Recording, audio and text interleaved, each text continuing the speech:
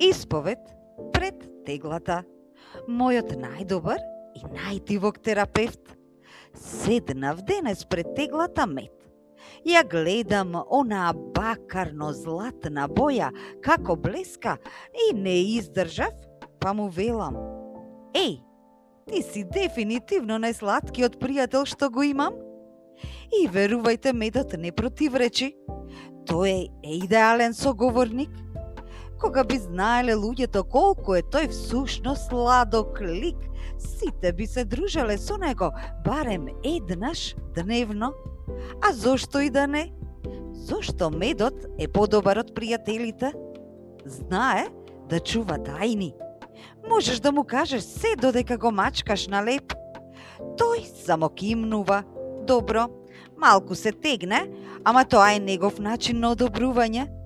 Знае да шепоти. Дали сте го слушнале како шепоти додека полека се слева? Тоа е приспивна песна за душата. Никогаш не те прекинува. Ти му се жалиш дека те гребе грлото, а тој веднаш те прегрнува одвнатре и вели: Пшт, јас сум тука, ќе биде во ред. Слушај, му велам, ти си наш локален дечко.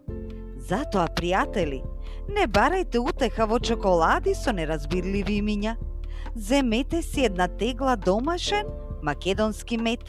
Отворете ја, направете си искрен муабет со неа и дозволете му на најслаткиот пријател да ви го промени денот.